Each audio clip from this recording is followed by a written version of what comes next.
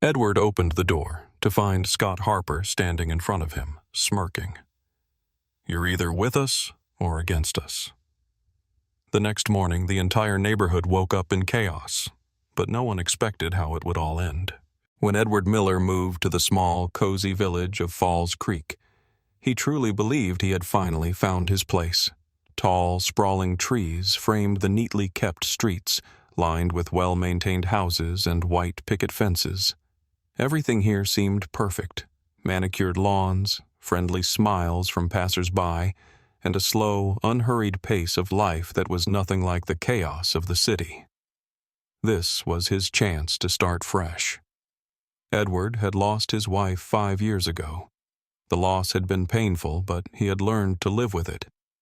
He wasn't looking for pity and didn't want people to see him only as a widower. He just wanted to work.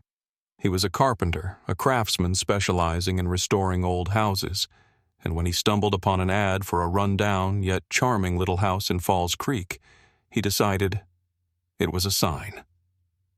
The first few days were peaceful. He unpacked boxes, tidied up the house, and explored the neighborhood. The locals seemed friendly, offering polite nods and occasional reserved smiles. But soon, he started noticing strange things. On his first evening, Edward was in the garage, sorting through his tools. It was around 10 at night, and the air had already turned cool. Suddenly, he felt someone watching him. He looked up. Across the street, by a house with a perfectly maintained lawn, stood a man and a woman. The man was tall, broad-shouldered, with a neatly trimmed haircut and a confident stance. The woman, thin with sun-bleached hair, clung tightly to his side. They were staring straight at him, unblinking, unmoving, just standing there, watching.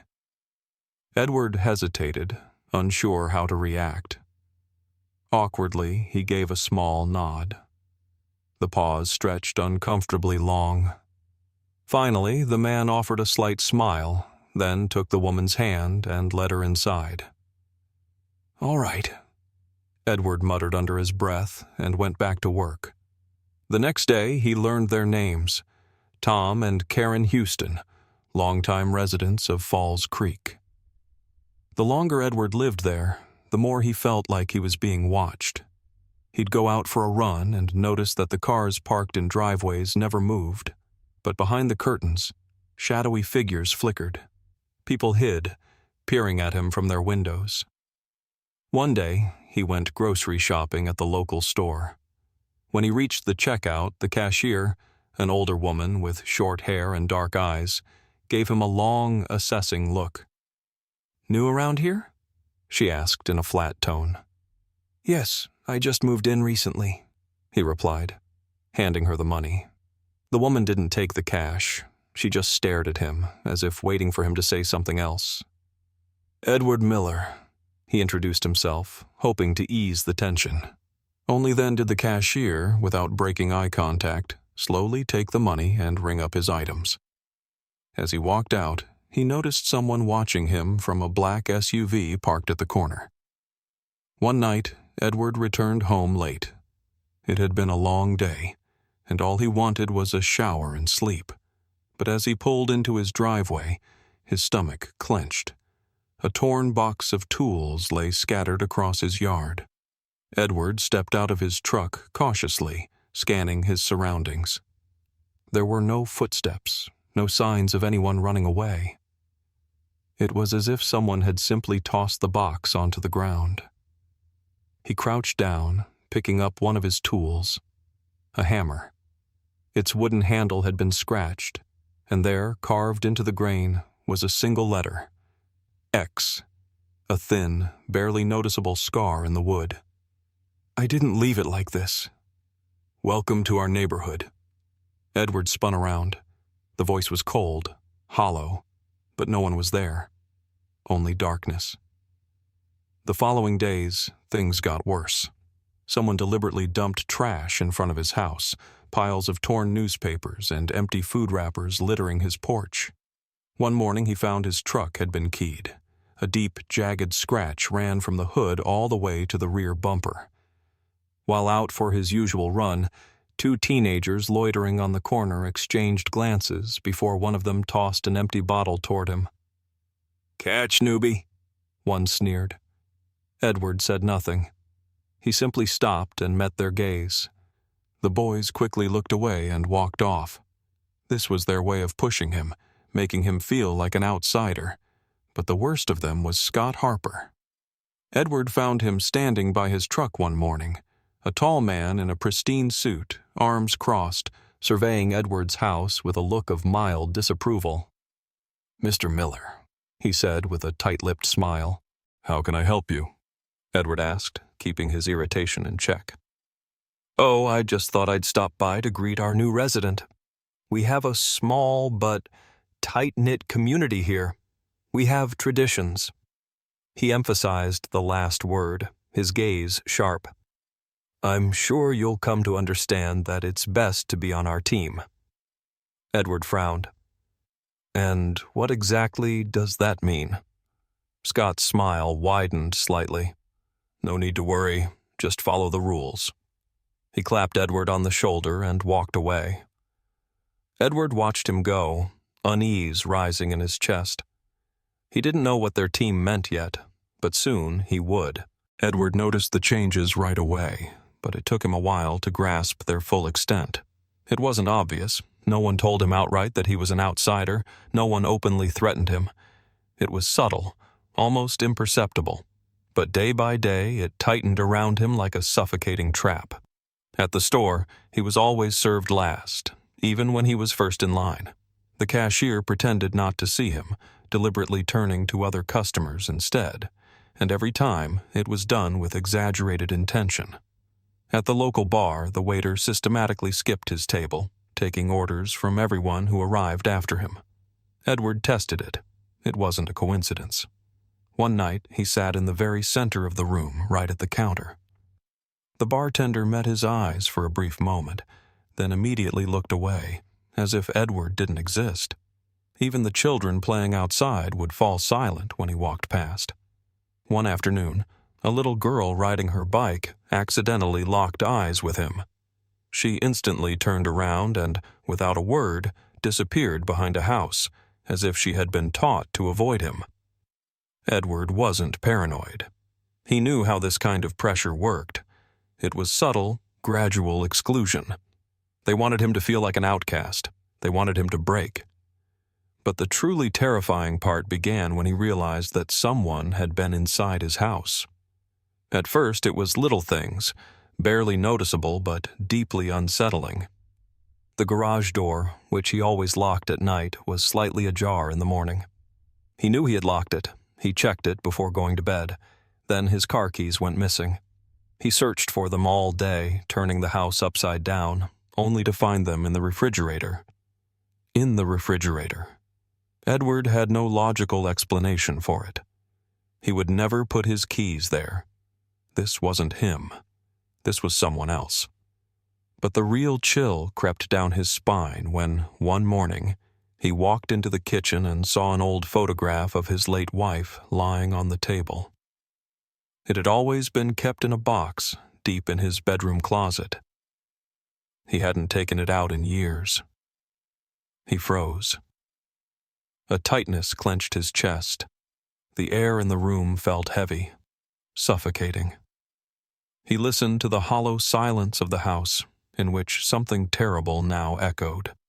The realization that he was not alone. Someone had been here. Someone had opened his closet. Someone knew where he kept his most personal things. Edward didn't sleep that night. He locked every door with every possible bolt, added extra latches to the windows. The next day, he installed security cameras, both inside and outside the house. But even that didn't bring him peace, because it didn't help. Whoever was doing this knew how to get around it. The footage showed nothing, but things continued to move. First, his work gloves vanished. Then someone placed his boots in a different spot. Not by the door where he always left them, but in the middle of the kitchen. One night, he heard muffled footsteps. He shot up from bed, grabbed a flashlight, and searched every inch of the house. But there was nothing. Edward could feel the anger rising inside him. He wasn't someone who could be easily intimidated, but that was exactly what they wanted. And that's when he understood. They were waiting, testing his limits, entertaining themselves. And then, one morning, after yet another sleepless night, a loud knock at the door jolted him awake. Sharp, insistent, almost authoritative. Edward opened it. Scott Harper stood on his porch. He was smiling. His hands were tucked into his pockets, his gaze calm, but there was something else there. Something taunting. "We're having an HOA meeting," Scott said, as if there had been no silent war between them. "You should come. It's a mandatory event." Edward stared at him, feeling something tighten in his gut. He wanted to say no, to tell him he had no interest in their meetings, their stupid rules, their obsessive control. But before he could open his mouth, Scott tilted his head slightly, smirking as he added, "Don't want to be part of the neighborhood. You have to understand. Here, you're either with us or against us." He was still smiling. He knew exactly what he was doing, and he was enjoying it. Edward didn't respond. He simply shut the door in his face. Now everything was clear. They were trying to break him, to push him out, to make him submit. But there was one thing they didn't understand. He was patient. He was a calm man. But everything had a limit. The meeting was held in a large house at the center of the neighborhood, a building that, according to the locals, belonged to the HOA. It was one of those perfectly maintained, sterile places where everything seemed too neat. Identical white chairs, dark wooden tables, neatly arranged folders filled with documents. Everything screamed order. Their order. Edward stepped into the room and immediately felt their eyes on him. Everyone was there. Scott Harper sat at the head of the table, smirking like a man who knew he was in control. Tom and Karen Houston, seated a little further away, watched him with that same expression he had seen on their faces the first day, as if he were a lab rat in their experiment. And then there were the others, neighbors he only knew by sight from brief encounters on the street, the ones who avoided his gaze, the ones who pretended he didn't exist. They sat with blank, indifferent expressions, but Edward could sense their fear. They weren't here because they wanted to be. They were here because they had been told to be. Harper was the first to speak. "Glad you found the time to join us, Ed. This is an important meeting. We like it when all our neighbors understand how things work around here." His voice was relaxed, almost friendly, like he was explaining the rules of a game Edward had never agreed to play.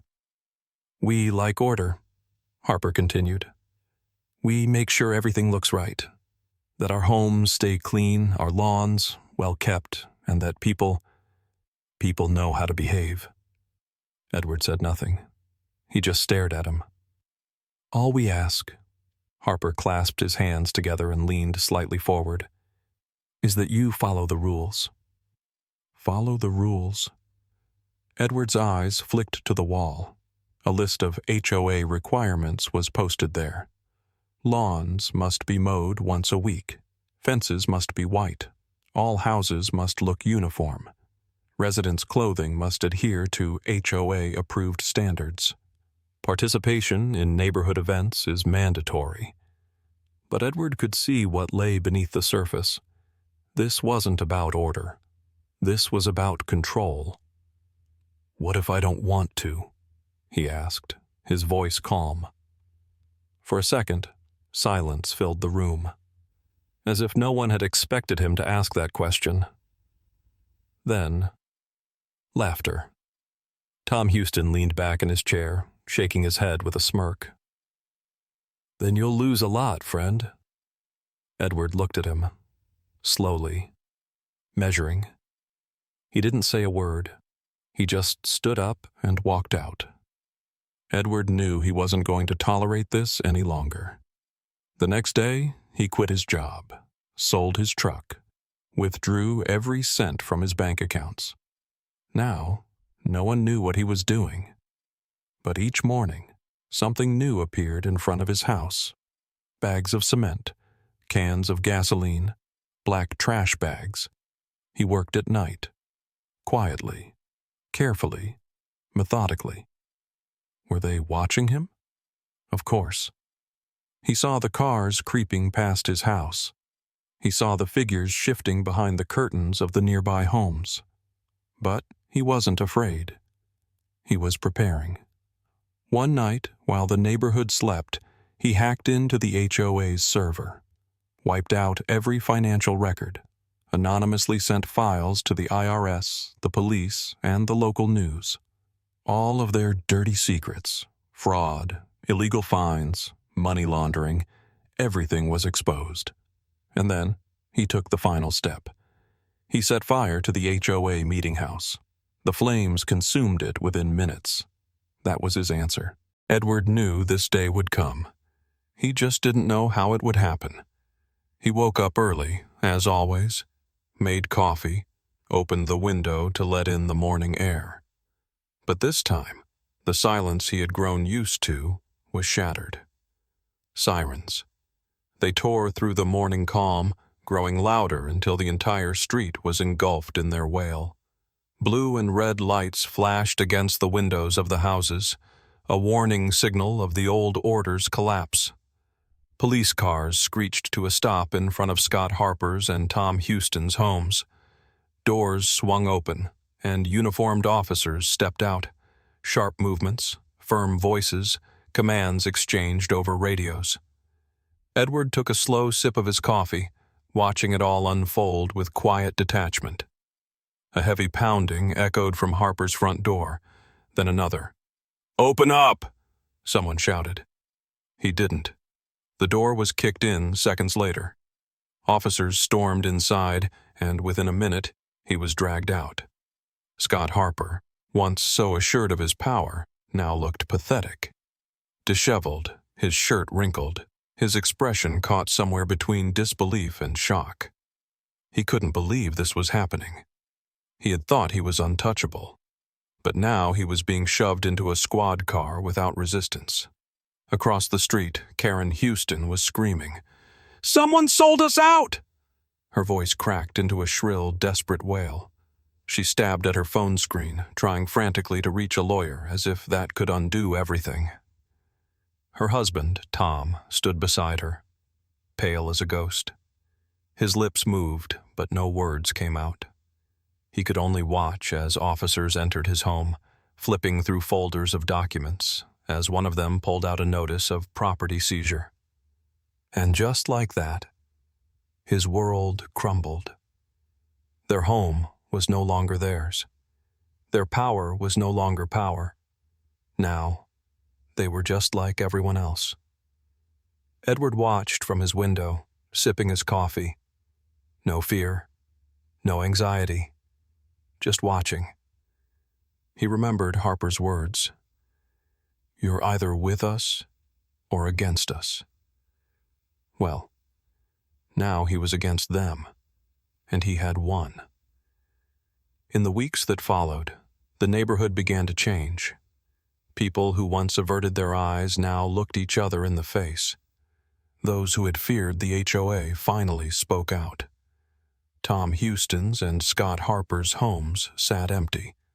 One man arrested, the other ruined. Their grip on the neighborhood had evaporated. Edward stayed for a few more months, watching as lawns grew wild, as houses began to develop their own personalities, as the residents, finally, after so long, stopped living in fear. They started living again. One evening, as the sun dipped below the horizon, Edward stepped outside. A man was walking down the street. Just another neighbor, one of the many who had once been too afraid to even acknowledge him. But now he stopped.